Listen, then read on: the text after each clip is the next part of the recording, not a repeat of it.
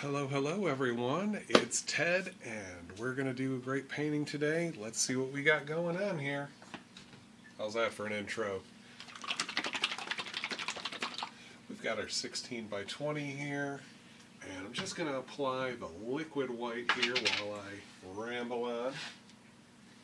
It's been a little while since I've done a lesson.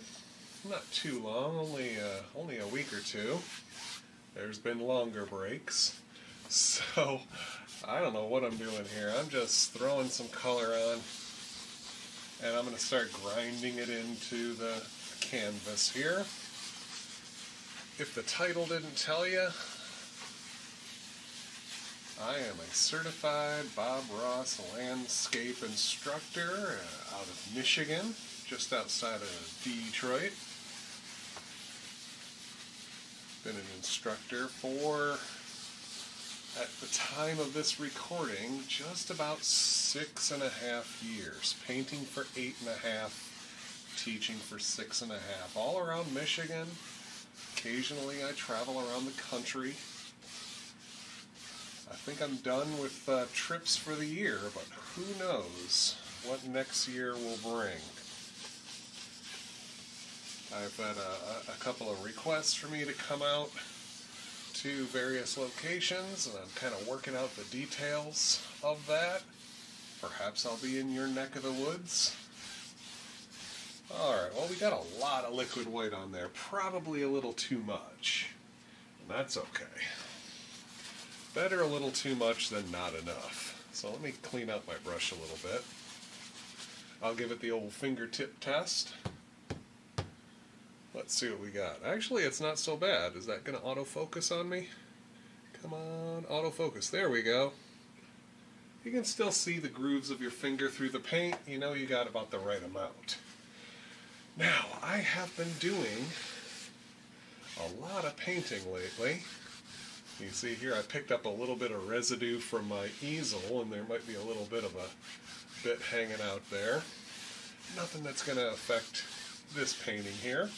But you may see a little streak of color. Actually, liquid black. The old elusive liquid black. I used that on a painting I did yesterday. You check out my Instagram or my Facebook. I usually post the day's painting the next morning. So I'm going to be following along with a picture here, and it's a snippet from a Bob Ross episode. Maybe I'll show you the painting afterwards, but I'm gonna groove my way through this one here. Let's see what we got to do. The first thing I'm gonna do is I'm gonna make a little bit of purple. Here's my easel so far. Here's my palette so far.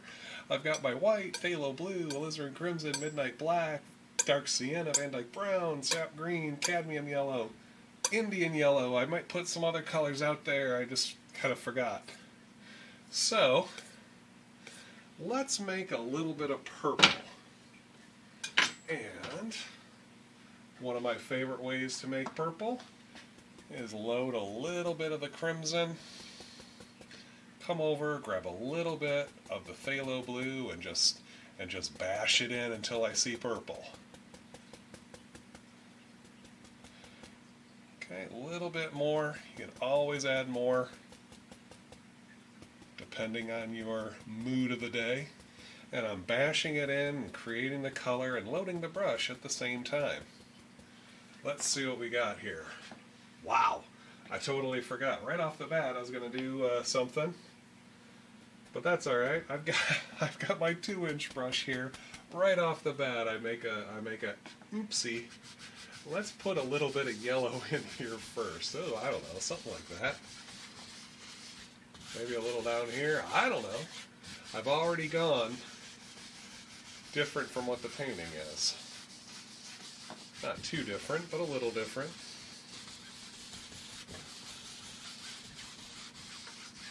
I like that color. Makes me feel good, so I used a little bit more. I'm always surprised how much the Indian yellow turns almost cadmium yellow once it hits that liquid white. So I wiped off the excess out of my brush, give it a quick softening. There we go. Now I can come in here and add a little bit of this purple, just sort of zinging it back and forth here. Something like that. I like it. And you know what? I'm going to come over here and pick up just a little bit of the phthalo blue. Same purple color, just a little bit darker now, or a little bit bluer. Oh, there we go. And I'm just going to dance the rest of it in there. Don't really care so much. That purple, hopefully, will act as a barrier between the blue and the yellow here. So having the purple as a barrier should help us avoid the dreaded green sky. I think that's pretty good. Now, boy, I just got this going. I didn't even prep a thinner bucket. Maybe it's because subconsciously I wanted to show you what I do. So I've got my bucket here, and I've got a Ziploc, brand, I don't get paid for that. I don't have a sponsor. I have my freezer bag here of whatever brand you so choose. Then I put in my screen, and then I fill it up just an inch or so above the screen, and then I've got my cleaning bucket here. Feel free to skip forward a few seconds here if you don't want to see the nuts and bolts of cleaning the brush. What I like to do is I give that brush a quick little scrub.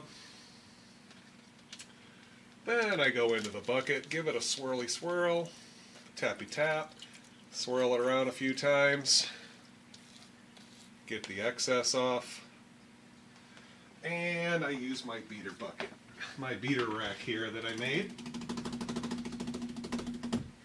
There we go. Make sure it's super clean and dry. Get a roll rag or a paper towel here. Make sure I get all that paint thinner off it.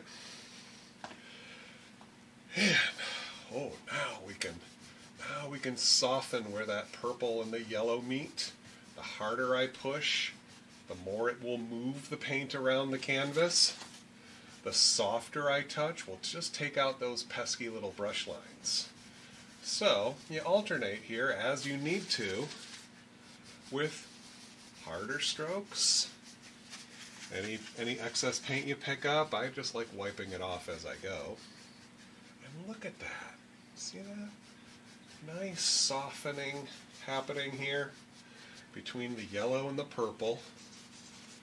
And you got some of these purple bits and the white bits of the sky and the blue bits of the sky. It's all getting mixed around with light strokes, firmer strokes, back to light strokes, until you get the softening sky that you're happy with. You can blend this out and it just becomes all kind of one dead color, somewhere between purple and blue, or you can leave it. Some days I like to blend it more and just take out all the white bits of the sky. Don't really want those lingering cloud looks. Sometimes I do. Alright, and you know what? I'm going to come back with, I got this almost brand new 2-inch brush here, super soft bristles. Nice and clean and super dry. And I'm just going to give it a quick softening with another clean dry brush. Notice how I'm hitting it with those crisscross strokes. That's what takes out those brush marks. If it looks a little too streaky, just hit it in the opposite direction and it'll take that streak look away. Look at that. I think that's a winner. That'll do it. I'm saying several things at once here. That's a winner, that'll do it. That's a winner, do it. That's a winner it. Alright. So, while I have a little bit of that color left, I might pick up a little bit more because we need a little bit down there in the water. Some of that blue, some of that purple, I don't know.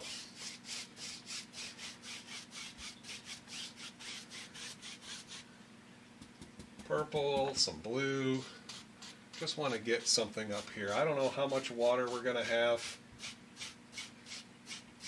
So I do a little bit more than I know that I'll need.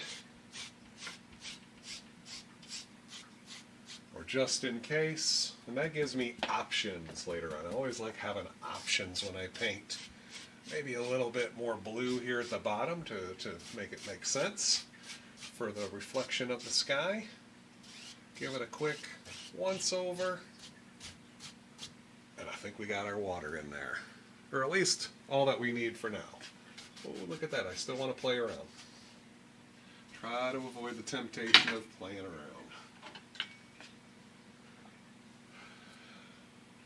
Sometimes if you play around too much, then you start taking paint away, and no one really wants that. So, let me get rid of this stuff here that I pounded my brush at. Picks up a little bit of that white. We don't want it light here. I want to keep this dark. So maybe we'll do a classic Bob mountain mix here, which is red, blue, brown, and black. Now, often Bob uses the Prussian blue to make his mountain mix, but it's not going to hurt if we use phthalo blue. And let's see what we get. I just want to show you what this mountain color is. If you're not sure, you take a little bit of white, rub that color in. Look at that, it's kind of a reddish purple. A little bit to the red side. So I'm going to add a little bit more blue and black. Darken this down a little bit. I think that'll do. Make sure you pull, ooh, we had some unmixed color there on my knife. Make sure you wipe your knife. Now let's see what we got. Do you see the difference? A little bit red, a little bit not so red. That's what I'm looking for. Not so red. It's a new color called Not So Red. Okay, let's go ahead and make an interesting mountain. Somewhere, wait, I guess that's right there.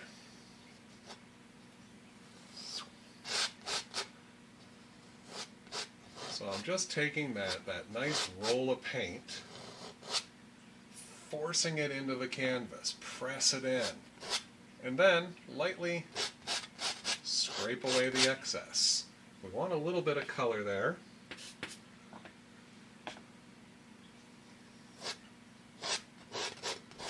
Really only focusing on this outer edge.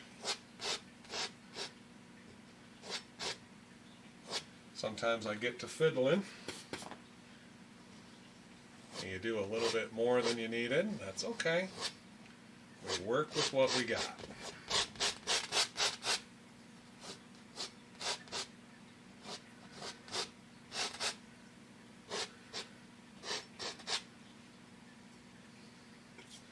And I think this just kind of trails off here.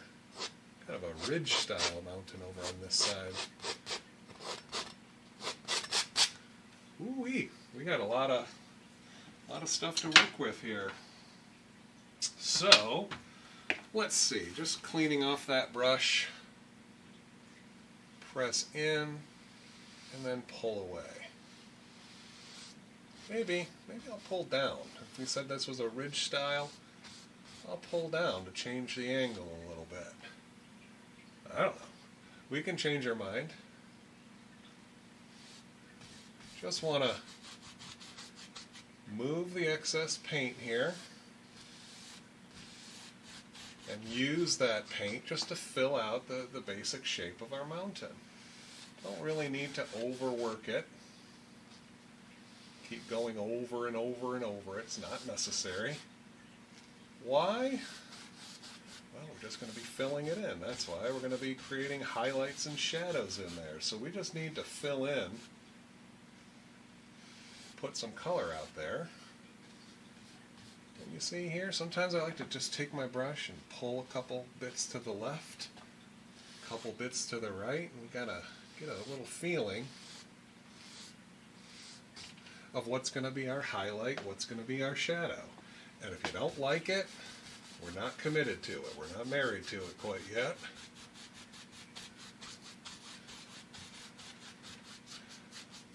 My mountain has grown immensely, hasn't it? That's what happens. That's what happens. I wonder here, what happens if I take just a little bit of the crimson, brush up a little bit, maybe change the overall shade a little bit. I'm looking at my reference picture and there's little bits of purple in there. A little bit more purple. I don't know. I just wanted to give it a try. Never did that before in my life. I kind of like it. Alright, are we ready for some highlights? I think we are. Let's take our titanium white, pull it down as flat as we can get it.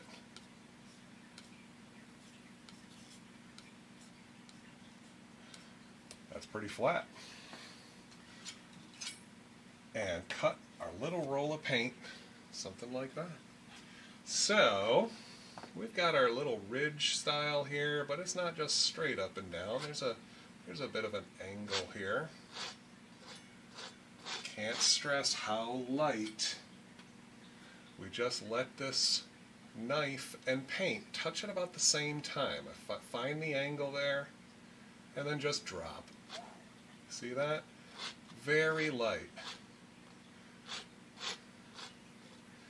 I'm not trying to slather it all on. I want to leave some of those nice little breaks and holes.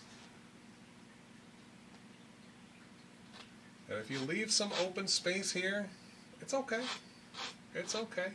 We can always come back to it. Let's figure out what our mountain is doing. Get some highlights in here. Then we'll come over and drop some shadows in. Maybe come back to the highlights. We don't know. Boy, I really changed things up here compared to my reference painting. I kind of like it.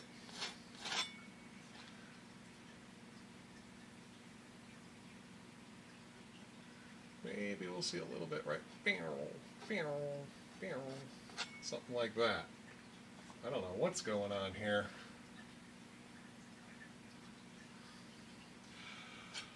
Let's make a shadow color. Look how much white I used there, that whole pile there.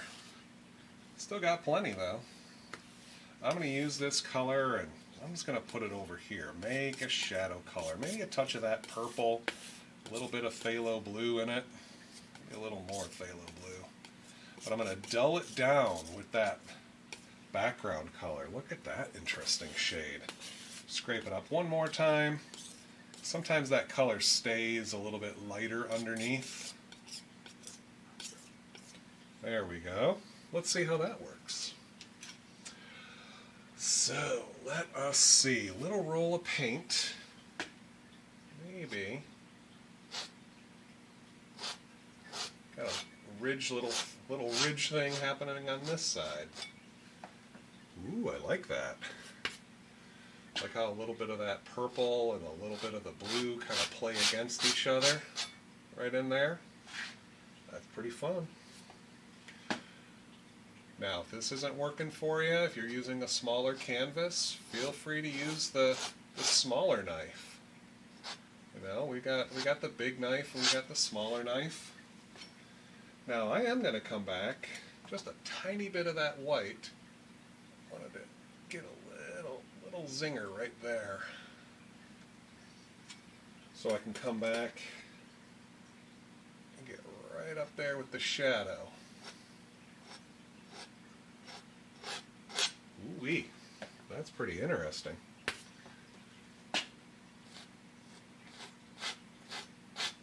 Just trying to figure out the angles here. You know, we can always come back and change things. You know, there's a little mess up right there. That's okay. Now I think I need a little bit more white right there, just to the edge, so I can come back with my shadow.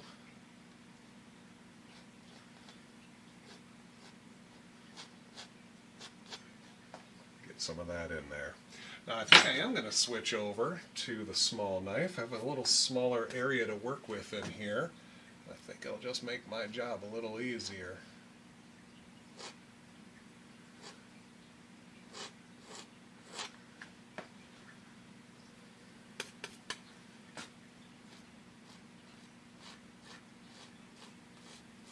Dropping in some color. Dropping in some here in these little areas that I intentionally left alone. Look at that. Look at that. Now I did say we might come back to the highlight color. You don't have to, but if you want to, ooh, maybe make a little outcropping here. Look at that. When you make those outcroppings, I like to immediately go over and get a little shadow color and get a little shadow under that new outcropping before I forget.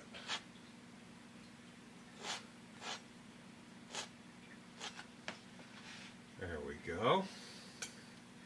Let's come back to the highlight. Maybe fix that little bit right there. Any of those new outcroppings, give them their own little shadow.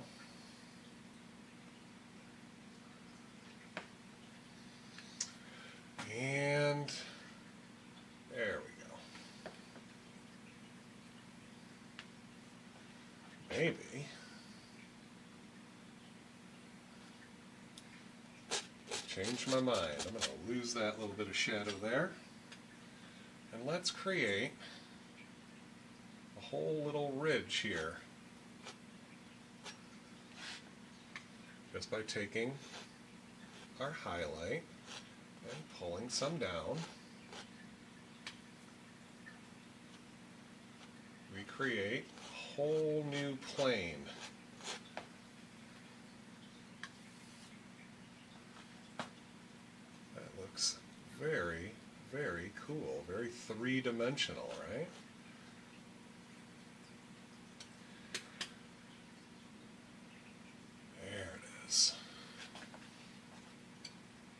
Now, some of this maybe comes up a little bit like that. Just a little bit of a ridge there. I can come in with my shadow. There it is. And accentuate it. Same thing. Maybe a little outcropping comes up like that. Allows me to come in with the shadow. Zing! Zing, and create that 3D effect. Let's just say that kind of just wanders off there. And little bits of shadow here and there. Any of these dark, deep places that you think that the sunlight isn't getting at. We make shadows. We make little caves and all those other things. Boy, that little bit of yellow in the water isn't really in the water anymore, is it? I kind of went over that little area there. That's all right. So, let me clean my 1-inch brush. You could use the 2-inch brush. It doesn't matter.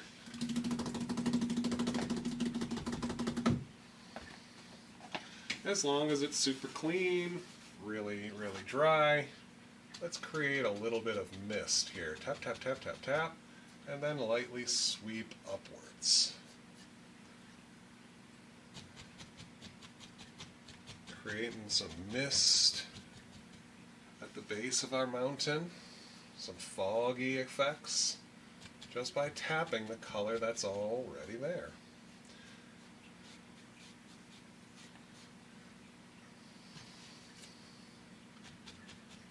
get a lot of paint in your brush or a lot of paint there in your mountain, you don't need to tap as much.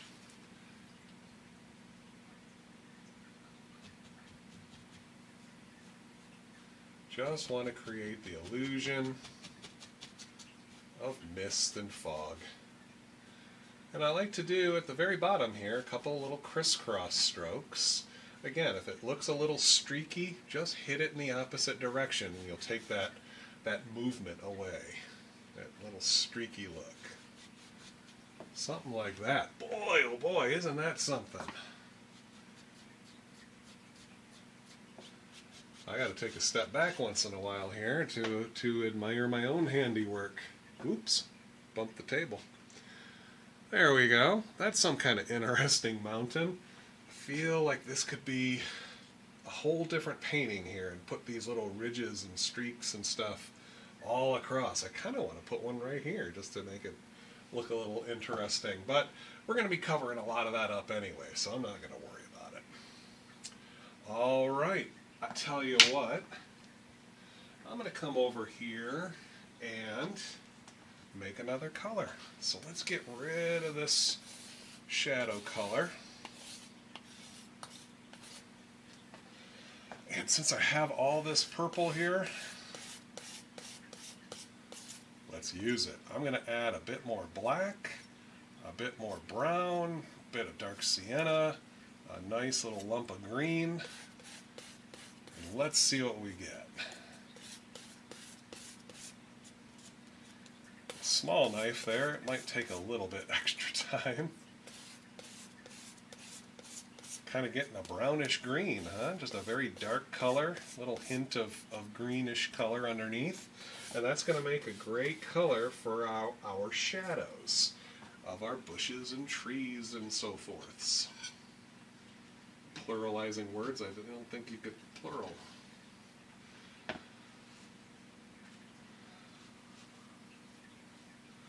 Now, looks like we're just going to jump right up into a little bit of a closer foreground here, and I'm going to use the black-handled oval brush. That's one of my favorites.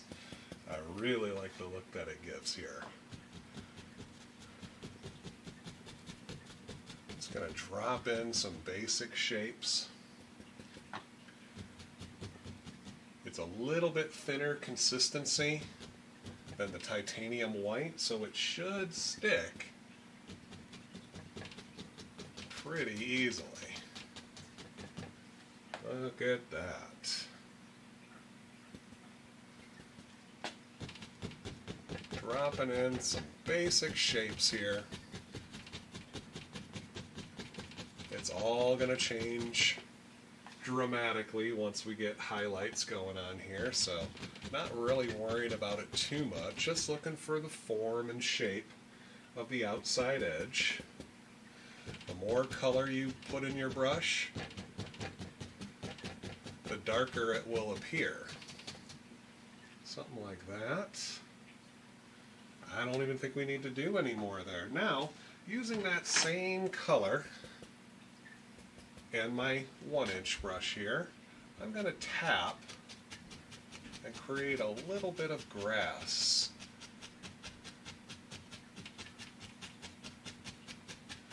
Following, just this nice flatter angle here. You see how it chops off the bottom of the bushes and automatically gives you the illusion here of some flat land.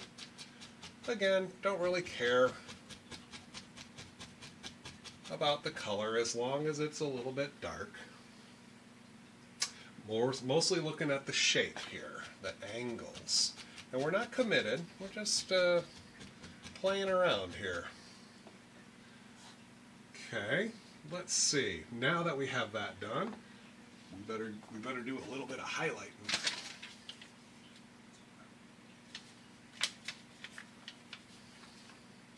So let me clean that dark oval brush.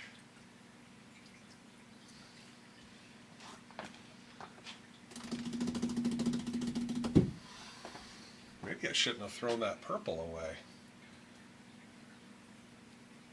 I'm going to come over here. I'm going to take a little bit of white, a little bit of blue, touch of the crimson, I'm going to start bashing these together here. Maybe come over and grab just a touch of the green. And one single droplet of the liquid white. I want to loosen this up a little. Ooh, look at that color. A little bit of green, a little bit of blue. Thin it down here, and I'm tapping. I want that paint right up on the tips of the bristles here. And let's pick out some little spots here. Got to get my example pick up here. I want to make sure I'm doing this right. It's an interesting shade, to be sure. Ooh, there we go.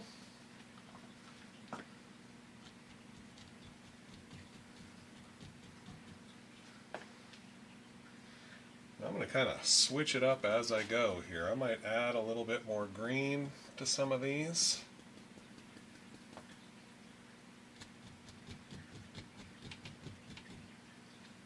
A little bit more blue. A little lighter, a little darker. Just making some interesting shapes here. One of the things when it comes down to highlighting here is having enough paint. Okay, so if you're tapping and you don't have enough paint, it's going to be difficult for it to come off. So one of the things here, let me bring this up here. We can get the focus to work here. So you want a little bit of texture there. You want a little bit of texture on your palette. That way you know you have enough paint. See that? Comes right off with a light little touch. I'm just making some basic shapes here, putting in some highlights. Maybe a little bit more blue ones or a little bit more green ones. It's up to you. Just trying to create a couple of layers here.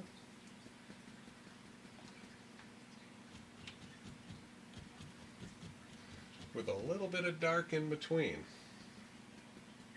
That's what's called the separator.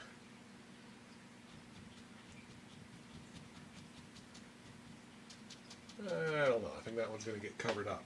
There we go. So maybe one more.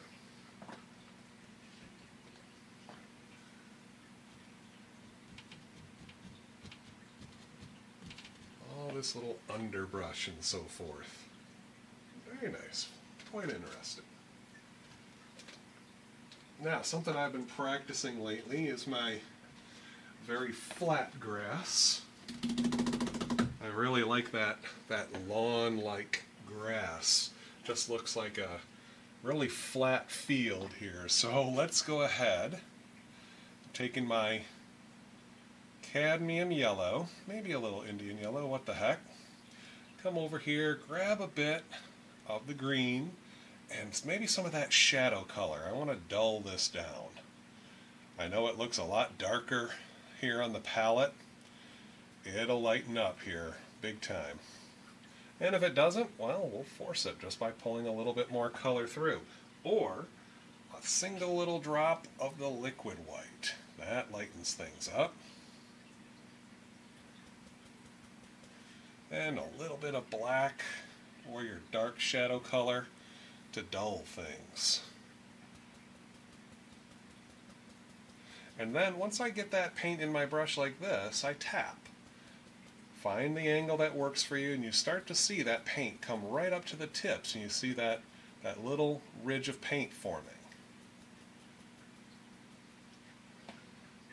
So now, let's see here.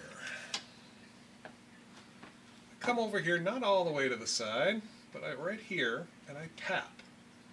Tap, tap, tap, tap, tap, and I work my way to the left. Working my way down, finding that angle, and look at that. One brush load does more than you think because it mixes with that dark color and gets progressively darker as I move away. When I come back with a new load here, just tapping, getting some paint on the brush, You can even change the angle, or change the color, I should say. And then tap, get that paint working right up to the tips of the bristles. Now I'm going to come over here, and I start in the fresh little line. And then continue tapping and loading some more here. Let that mix and get darker and darker. And any spot that you want brighter, that's just where you load the brush and make it a little brighter.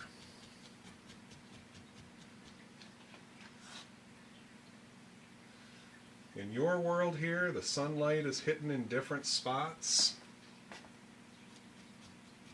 So you can drop in a little bit of lighter color. Anywhere where it's a little more in shadow, it can be a little darker. The more you tap it, the more it mixes with that undercolor and the duller it becomes. There we go. And sometimes we'll come over and we'll add a little extra zing here and there. It's up to you. It's up to you.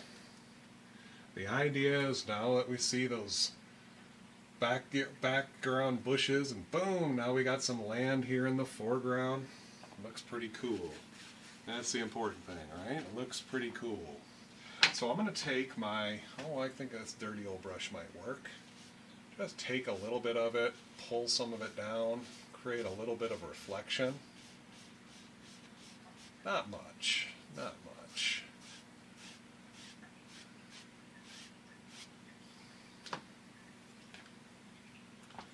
Back there we wouldn't really see too much. So, a touch of the liquid white, touch of the titanium white. Just sort of mash them together here like that. Doesn't matter if you get a little residue in there. We just want to create a little water line here, so I'm just going to slice it in. Right where the land ends and the reflections begin. Keeping it nice and level.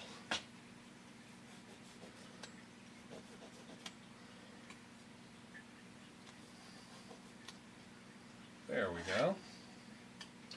And maybe a little zinger out here.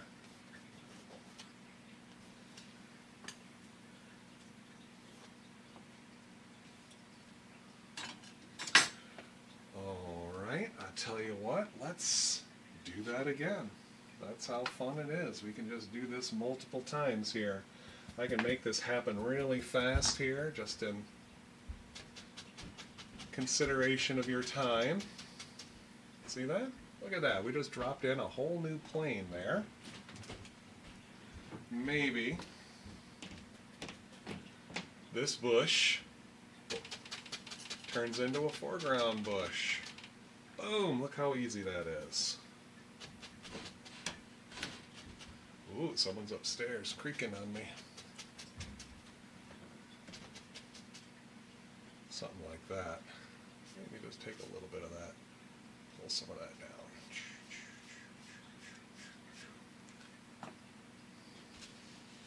Got to be careful when the brush is full of paint, making those reflections. There we go. Now, if I were to use that oval brush, we can make some highlights here, but I want to change the color. I want to make this quite a bit different than those background bushes. So let's just go into a little bit of a liquid white, tap into some Indian yellow here, maybe change it up a little bit, add a little crimson to it. Ooh, look at that. Same thing here, getting that color, tapping it right out onto the bristles.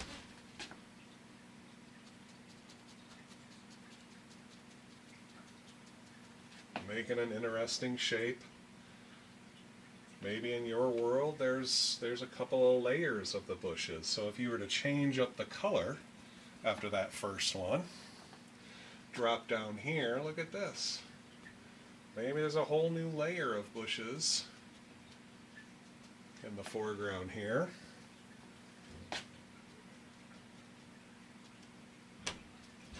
Something like that. And then, as we did before, I'm going to come up here with my 1-inch brush. Maybe it's a little greener. Get in that nice flat grass color and put in some highlights. I love just cutting that bush right off there. Shows the flat land. I think that's such a cool effect. Automatically makes it look flat. Could have come down a little bit further here. Maybe a little bit more of the yellow. Nice brighter color here. Maybe it's catching the sun a little bit more.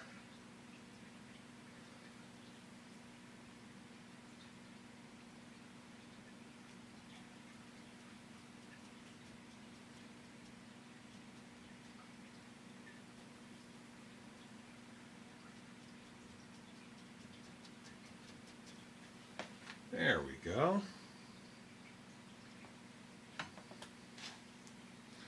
And what do we got here? Just gotta clean up that edge.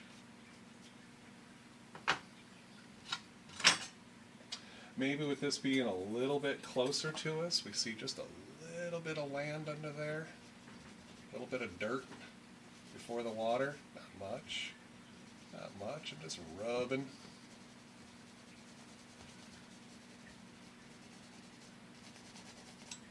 There it is. And then I come back with my water line.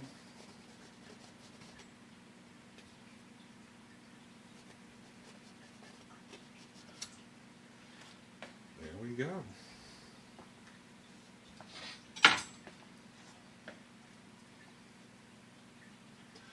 I think we're ready to go crazy. 2-inch brush, pulling into all that dark color. Let's go ahead. Oh my God, here it is.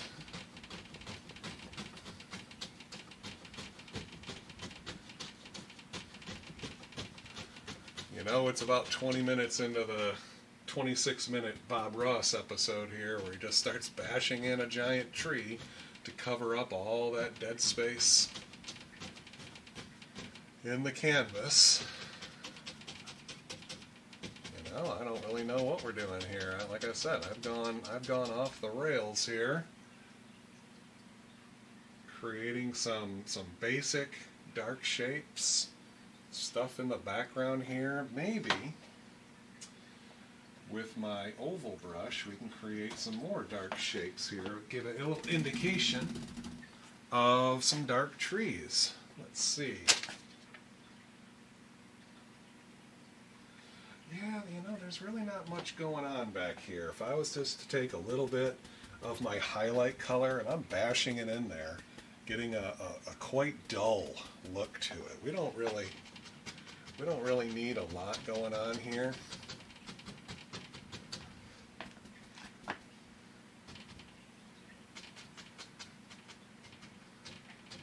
Just some dark shapes, not very highlighted. And there's a reason for that.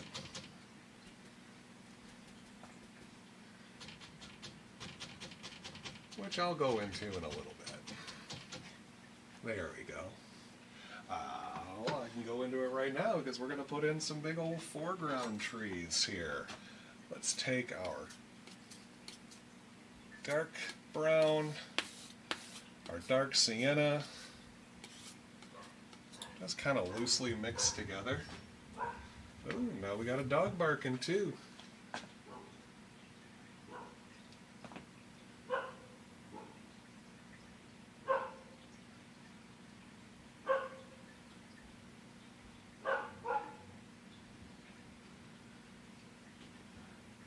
Woo!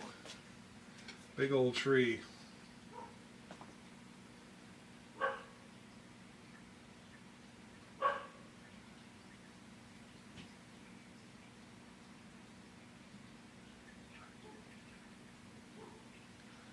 That one goes all the way up. Not really figuring out anything other than just getting the edge here. And then you can decide how big you want this tree to be. Just touching and pulling, getting some of that color out. And you always want the base of the tree to be a little bit wider, else it really won't make much sense. So, you keep making adjustments here until that tree looks a little more slender as we go. You can tell the parts that make sense and that don't quite make sense. So you make those make sense to you. As long as the basic shape works, we can move on and put some highlights in.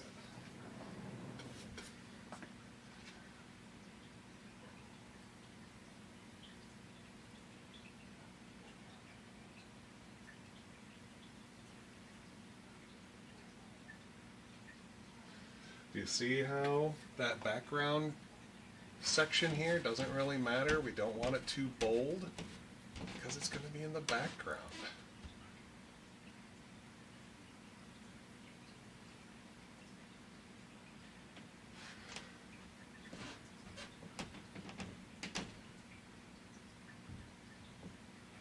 There we go, something like that.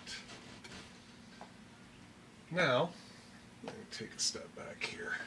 I could see where this needs to be a little bit wider, not very much. Not too worried about the chunky paint there. It's supposed to be a little chunky, a little thick. That's going to make it easier for the highlights to adhere to it. So I'll come by here and I'm going to pick up a bit of the titanium white and just the dark sienna, maybe a touch of black, what the heck.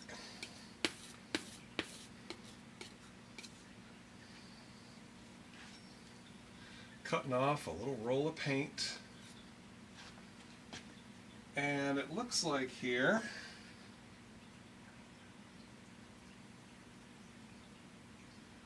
so it's the same way we do the birch tree here. Just by touching and pulling away from the edge. Let it be rough, let it be a little weird. It looks more natural if the less effort you do. I swear it just works. Once you start forcing it, that's when it starts to look a little weirder. A little too weird. Doesn't look like a tree anymore. I like to keep this brush moving, do almost a full knife width at a time. And if there's any spots you need to go back to, well, that's fine. You can always go back. You can always do a little more.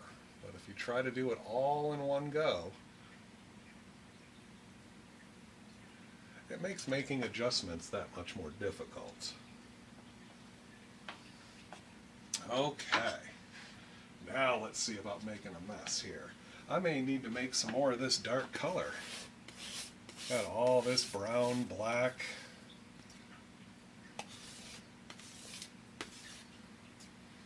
Touch of the green, just to give it a little oomph. Tell you what, let me get this out of the way. Let me get this out of the way. Sometimes it helps to do a little bit of palette maintenance. Palette maintenance. We can always come back and make more. Make a big old mess anytime here, but it really helps. You're trying to keep those colors somewhat separated there. Have a little space to work with. Even this giant palette sometimes needs to be cleaned in the middle of a painting.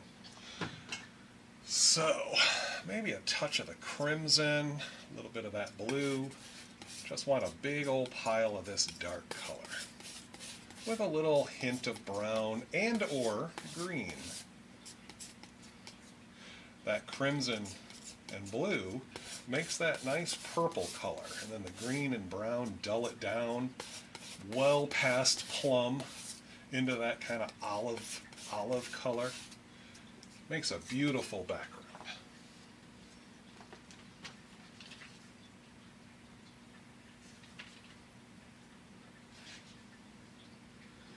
And let's see here.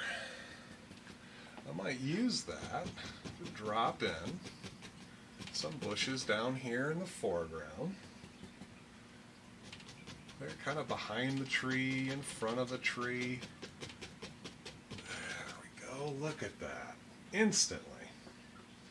Just starts making sense. Now this old tree here,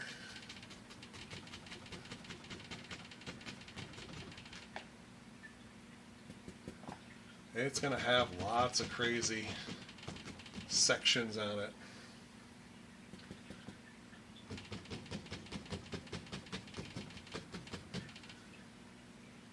You decide how much or how little it has on it. It all kind of melt and merge together. We're not really committed at this point. And look at that background. We didn't really spend a lot of time on it because look how much gets covered up. But there still is a little bit peeking through.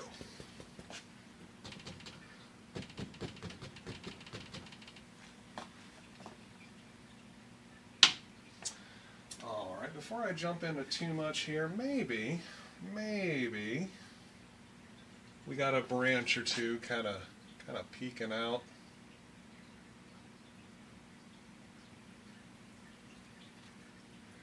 Thinning down that paint.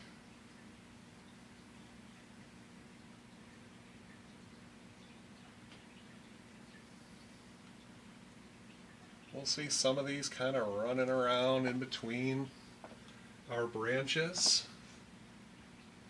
Well, they are the branches, aren't they? Our leaves.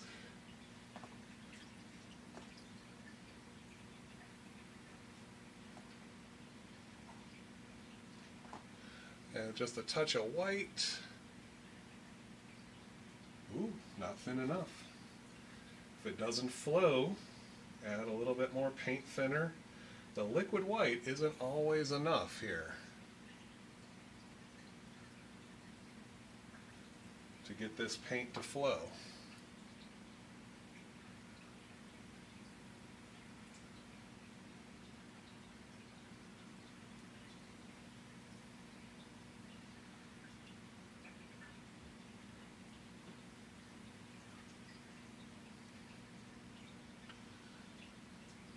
This dead tree still has a couple of branches on it.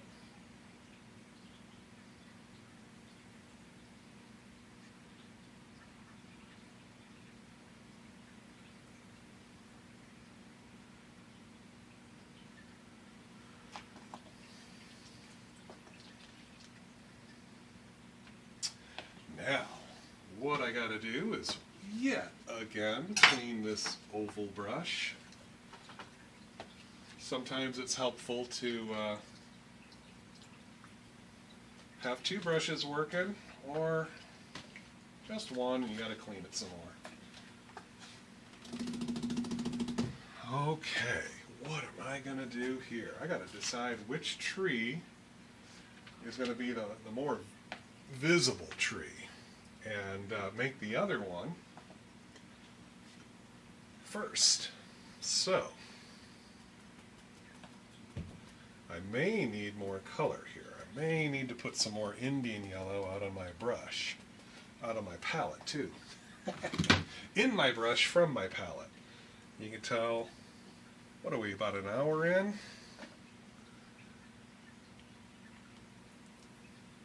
$54.25. Wow. Not even quite an hour in. I may finish this one on time. I thought I was going to go over. Now, Bob did his in 26 minutes or so. I tend to go about double that time. I love this look. I love this orangey color with a little bit of crimson and Indian yellow. Thin down, tapped in, get that paint right up on the tips of those bristles so that I can come up here, find the angle here,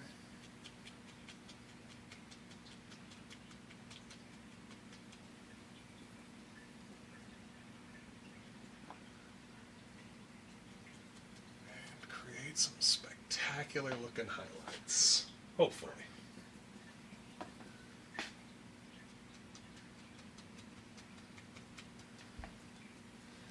Once again, I like to overlap a little bit.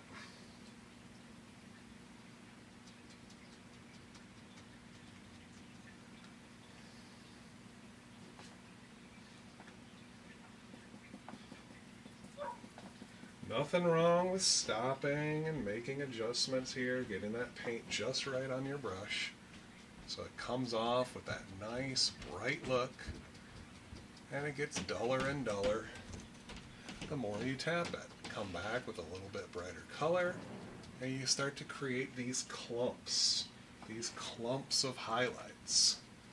Too often I see people trying to do the whole tree at once.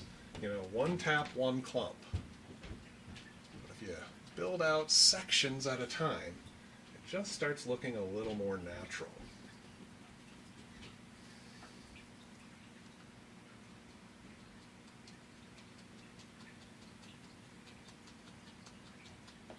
There we go. I'm going to take a step back here. Sometimes the light confuses my view.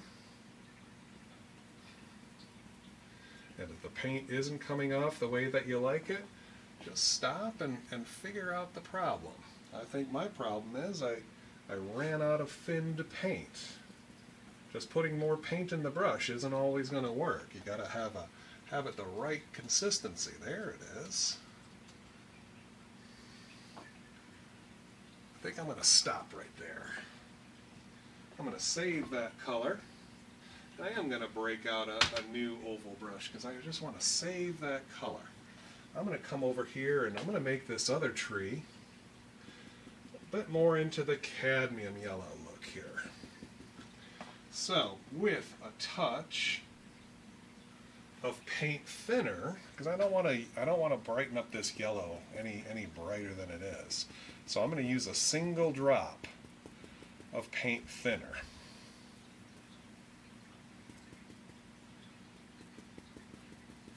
Always add more, but boy, you can get a little too sloppy if you try to do too much at once.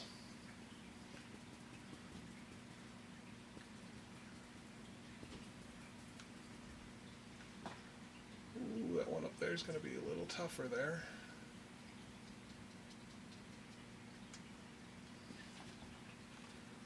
One little clump at a time.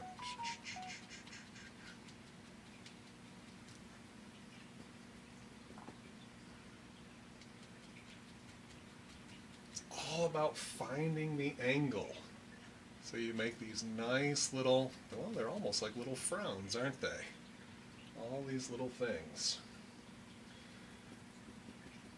What I like to tell my students is just keep moving. Let's not worry about the same bit over and over and over. Keep this brush moving. Keep making clumps.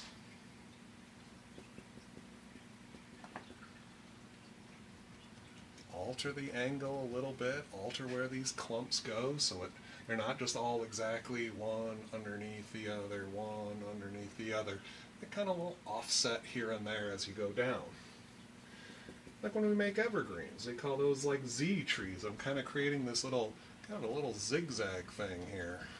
Putting a little crown out there and continue tapping away. Ooh, that one worked out nice. And I'll put one a little bit offset. A little bigger, a little smaller.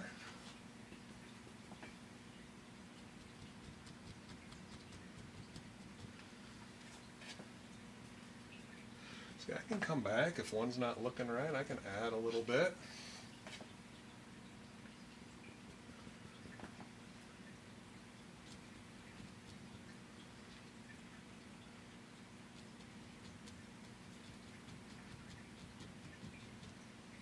There we go.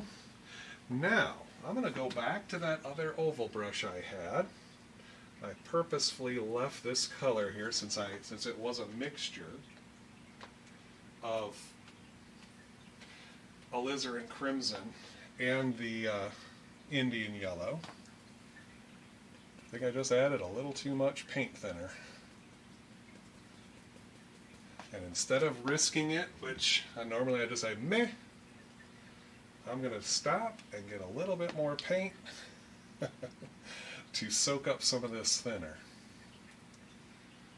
I tell you, that's one of the mud makers right there. Is too much paint thinner. Touch of the crimson and Indian yellow. There we go. Now it's not so sloppy. You see that little texture on your palette space there. With experience, you'll know when to just stop and redo it.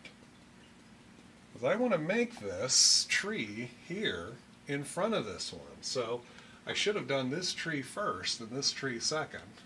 But like right here, I want to put just a couple of clumps in front of the yellow one.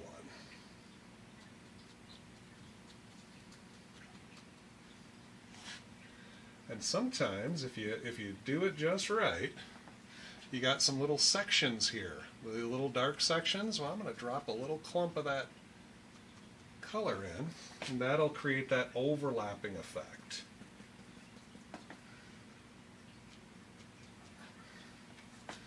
There we go. Let me just come around this side here. That light was blinding me. There it is. Now it gets to feeling good here, and you want to just keep going, but the more you go over it, the muddier things get. There we go. Just enough to overlap the one side. That makes a pretty fun effect. Double checking myself here. Maybe a little bit more up there. There it is. That's what I wanted. Now that it's perfect, you give it one more. Okay, so down here at the bottom, ooh, I just went past an hour. Oh boy, oh boy. I'll try to wrap this up pretty soon. I know you guys got stuff to do.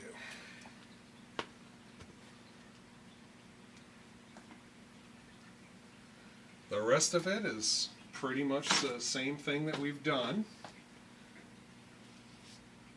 Nothing really new here.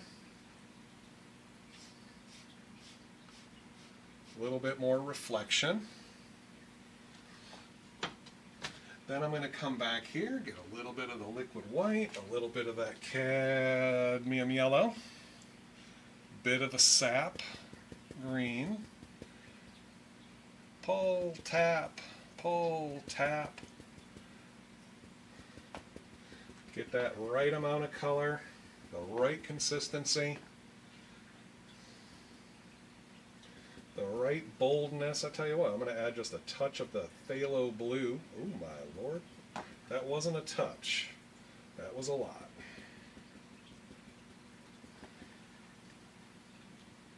Ooh, it worked out. Kind of minty, kind of spearminty. Maybe it's the same bushes as those back there, just a little bit bolder.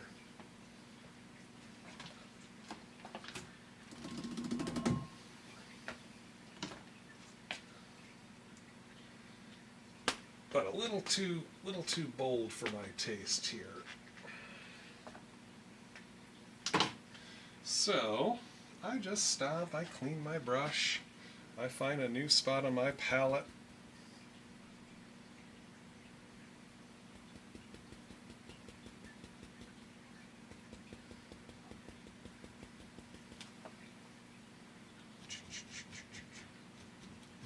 That's the color I wanted.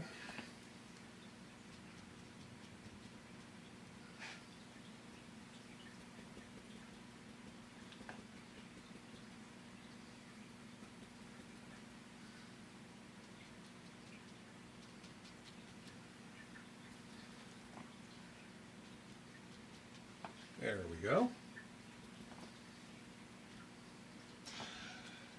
And back to that 1-inch brush that's got my, look at that, already ready. Nice low-lying grass.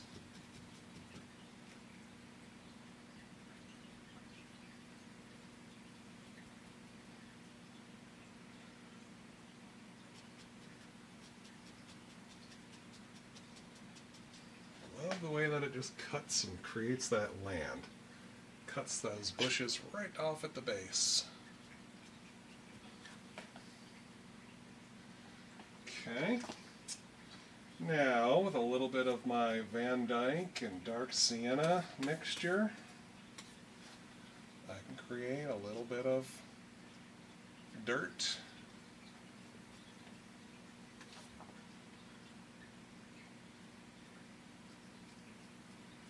Ooh, maybe just pull that right on through.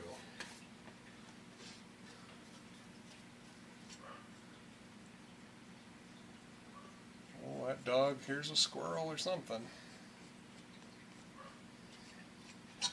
There we go.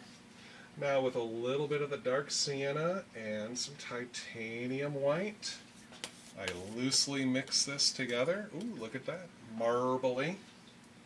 Cut off that roll of paint and just graze it over, just like the snow on the mountain. You just want it to come off here and there.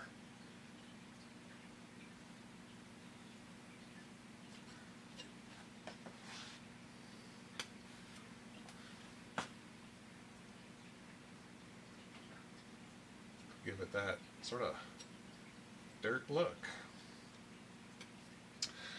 Let some of that dark brown remain. Don't cover it all up. We need, as Bob says, we need the dark and the light playing against each other.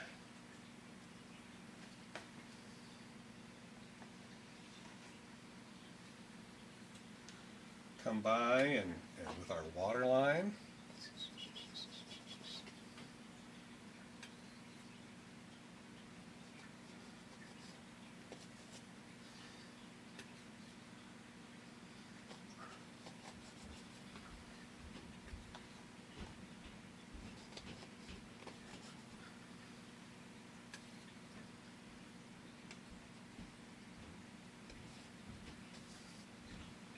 there we go. Now, one last bit here with my yellows and my greens. Maybe create a little grass growing over the edge of the land in spots here. That just hides the base of the dirt there. Give it a little bit of look here that makes it look like the grass is growing up through and around and over the dirt, out from the dirt, so to speak. Now, if I take a little bit of this thinned down whitish color, just same as what I had in my brush here just now, very thin and very light, I can pick out a couple of bright spots. Makes it look like the sun is zinging a couple of them.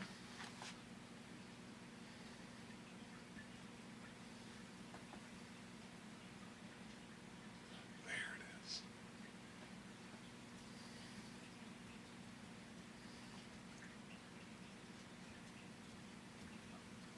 So we get the highlights, we get those deep, deep shadows. Maybe one little more ridge right there. Fun, fun, fun.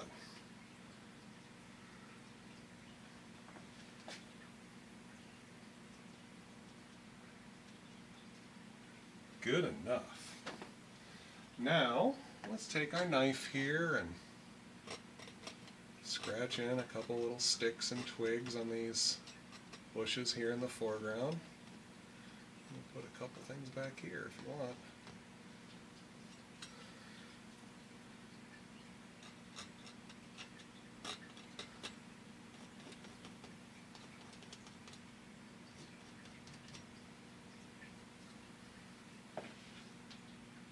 Nice. And I'll take and finish this painting here.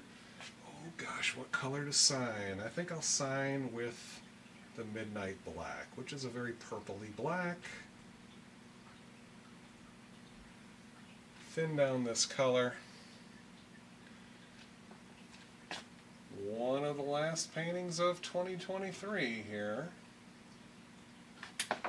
And just dropped it all on the floor. That's nice. So, my signature is on there.